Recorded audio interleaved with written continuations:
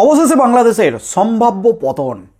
এতদিন ধরে চুপচাপ বসে দেখছিলেন প্রধানমন্ত্রী নরেন্দ্র মোদী অবশেষে কৌশলগত চরম পদক্ষেপে রীতিমতো ধূলিসাৎ হতে চলেছে বাংলাদেশ।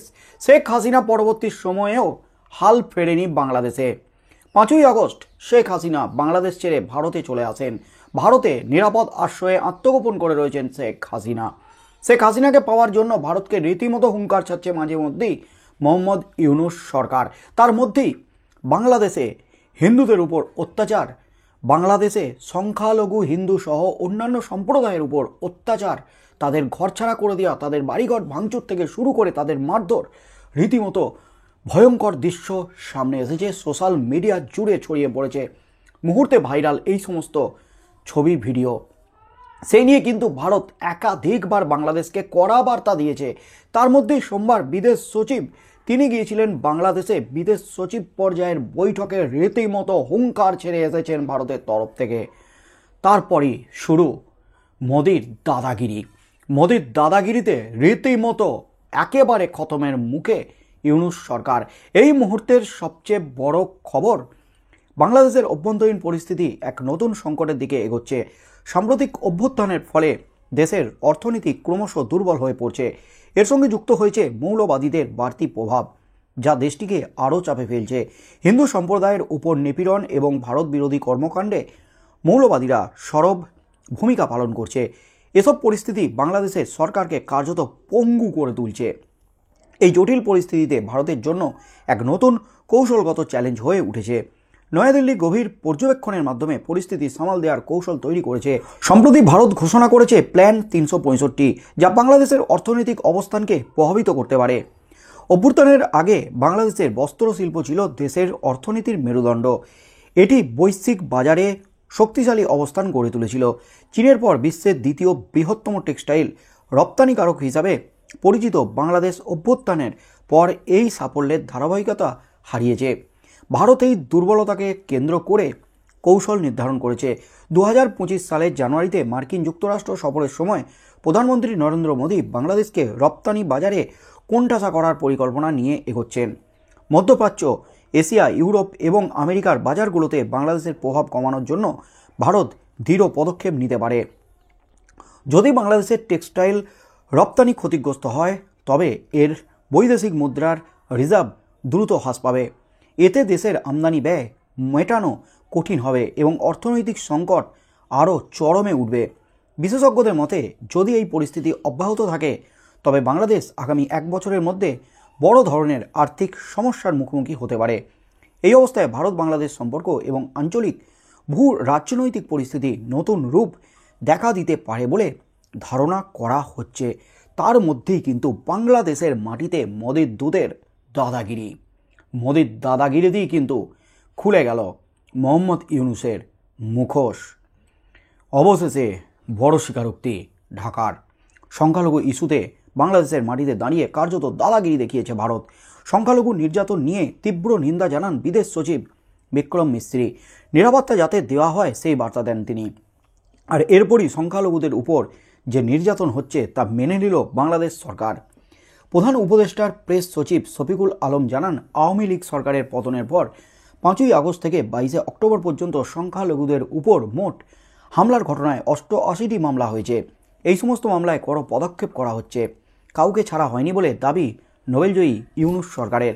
শুধু তাই নয়, প্রত্যেক ঘটনায় 70 জনকে গ্রেপ্তার করা হয়েছে বলে জানিয়েছে। বাংলাদেশের মাটিতে শেখ হাসিনা সরকারের পতনের পর থেকেই ভারতে আছেন তিনি, যা মোটেই ভালো চোখে নেয়নি নতুন বাংলাদেশ। এর মধ্যেই সংখ্যালঘু ইস্যুতে লাগাতার বাংলাদেশকে কড়া বার্তা দেয় ভারত। জানিয়ে দুদেশের মধ্যে সম্পর্কের মধ্যে শুরু হয়েছে নানান টেনশন। এই অবস্থায় সোমবার বাংলাদেশে মোদির দূত হিসাবেই পা রাখেন বিদেশ সচিব বিকাশ মিশ্রি। সেদেশের বিদেশ উপদেষ্টা এবং ইউনূসের দীর্ঘ বৈঠক হয়। বৈঠক তো বটেই, সংখ্যালঘুদের নিরাপত্তা নিয়ে প্রকাশ্য সংবাদ মাধ্যমে চরম বার্তা দেন। আর এরপরই তড়িঘড়ি এই ইস্যুতে সাংবাদিক বৈঠক করেন প্রধান উপদেষ্টা প্রেস সচিব শফিকুল আলম। তার কথায় মাইনরিটি রিলেটেড আপডেট দেওয়া হবে। সংখ্যালঘুদের উপর হিংসার ঘটনায় 70 জনকে গ্রেপ্তার করা হয়েছে। এই ঘটনায় 88টি মামলা হয়েছে। যারা এমন ন্যক্কারজনক ঘটনায় জড়িত তাদের সবাইকে গ্রেপ্তার করা হবে। মঙ্গলবার সন্ধ্যায় রাজধানীর ফরেন সার্ভিস একাডেমিতে বাংলাদেশের সংবাদ মাধ্যমের মুখোমুখি হন শফিকুল আলম, ছিলেন আবুল কালাম আজাদ মজুমদার ও অপূর্ব জাহাঙ্গীর মতো একাধিক শীর্ষ নেতৃত্ব। এই প্রসঙ্গে প্রেস সচিব বলেন, সংখ্যালঘুদের উপর হিংসার ঘটনায় যারা জড়িত তাদের গ্রেপ্তার করা হবে। চট্টগ্রাম, সুনামগঞ্জ এবং নরসিংদীর ঘটনায় আমরা সময় মতো আপডেট দেবো বলেও কার্যত মেনে নিয়ে দাবি প্রেস সচিবের। তবে সংখ্যালঘুর উপর হামলা নিয়ে এক অদ্ভুত দাবিও করেছেন প্রেস সচিব। তিনি বলেন, অনেক সংখ্যালঘু হিসেবে নয়, আওয়ামী লীগের পদধারী ছিলেন বলে হামলার শিকার হচ্ছেন। তবে যে কারণেই হন না কেন, ক্রাইম হলেই আমরা এগুলো সিরিয়াসলি নিচ্ছি। একেবারে চরম সিদ্ধান্ত বাংলাদেশের। অবশেষে নড়ে চড়ে বসল বাংলাদেশ। অবশেষে মোদির পায়ের কাছে হাঁটু গেড়ে বসল বাংলাদেশ। মোদির দাদাগিরিতে রীতিমতো ফিনিশ। ইউনূস সরকারের দম্ভ ভেঙে চুরমার করে দিলেন প্রধানমন্ত্রী নরেন্দ্র মোদি। তার মধ্যেই যে কৌশলগত সিদ্ধান্ত নিতে চলেছেন প্রধানমন্ত্রী নরেন্দ্র মোদি, বাংলাদেশের বস্ত্র শিল্প, যেটা বাংলাদেশের অর্থনীতির একেবারে ভিত, সেই বস্ত্র শিল্প যেগুলি বাইরের দেশে রপ্তানি করে বাংলাদেশ, সেগুলি যাতে রপ্তানি কমে, রপ্তানি যাতে বন্ধ হয়, সে ব্যাপারে কিন্তু ভারত পদক্ষেপ নিতে চলেছে। তাতেই কিন্তু বাংলাদেশ একেবারে শুয়োপোকার মতো গুটিয়ে যেতে চলেছে, কারণ তাদের অর্থনীতিতে কিন্তু একটা ব্যাপক প্রভাব পড়তে চলেছে।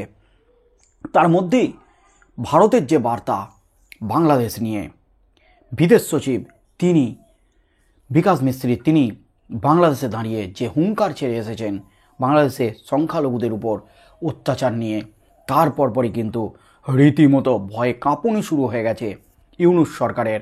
তড়িঘড়ি গতকাল প্রেস বিজ্ঞপ্তি দিয়ে এবং প্রেসের সামনে স্বীকার করে নিয়েছে 80টি মামলা হয়েছে সংখ্যালঘু নির্যাতনের, এবং তার মধ্যে 70 জনকে গ্রেপ্তার করা হয়েছে, এবং এই সমস্ত ঘটনা কড়া হাতে দমন করার চেষ্টা চালাচ্ছে ইউনূস সরকার। অর্থাৎ যে হুঙ্কার ছাড়া হচ্ছিল এতদিন ধরে, কলকাতা দখল করে নেওয়া হবে, উত্তর পূর্ব ভারত দখল করে নেওয়া হবে, বাংলাদেশের সেনাবাহিনী ভারতের থেকেও নাকি শক্তিশালী, এই সমস্ত যে হুঙ্কার ছাড়া হচ্ছিল সেগুলো কিন্তু একেবারে ধূলিসাৎ হয়ে গেল। দম্ভ ভেঙে চুরমার হয়ে গেল। ফাঁকা কলসির আওয়াজ বেশির মতো তাদের আওয়াজও কিন্তু মিলিয়ে গেল। কারণ বাংলাদেশ যে আজ স্বাধীন, সেই স্বাধীনতার স্বাদটা পেয়েছে ভারতের সেনাবাহিনীর জন্যই। ভারতের সেনাবাহিনী যদি সাহায্য না করতো তাহলে কি বাংলাদেশ স্বাধীন হতো? এই প্রশ্নটা যেমন তুলে দিচ্ছে বাংলাদেশিরা, ভারতবাসীরা নয়, বাংলাদেশিরা এই প্রশ্নটা তুলে দিচ্ছে। ঠিক তেমনই কিন্তু এবার ভারত যদি আলু, পেঁয়াজ সহ নিত্য প্রয়োজনীয় খাদ্যদ্রব্য এবং বিদ্যুৎ, বিশেষ করে বিদ্যুৎ বন্ধ করে দেয়, তাহলে বাংলাদেশ একদিকে যেমন না খেয়ে মরবে, তেমনি গোটা বাংলাদেশ একেবারে চরম সংকটের মধ্যে পড়ে যাবে। কারণ বিদ্যুতের উপর নির্ভর করে অনেক শিল্প কারখানাগুলিও কিন্তু বন্ধের মুখে চলে যাবে। বাংলাদেশে চরম অর্থনৈতিক সংকট দেখা দেবে। তাতে কিন্তু বাংলাদেশ ধ্বংসের মুখে চলে যাবে। আর এবার সেটা বুঝতে পেরেই এবার কিন্তু বাংলাদেশ সুর নরম করতে চলেছে, ইতিমধ্যেই সুর নরম করে দিয়েছে। তবে আগামী দিনে কি হতে চলেছে, প্রধানমন্ত্রী নরেন্দ্র মোদীর দাদাগিরিতে কিন্তু বাংলাদেশের খেল কিন্তু একেবারে খতম, ইউনূসের খেল খতম। আগামী দিনে কি হতে চলেছে বন্ধুরা, আপনারা কি বলবেন?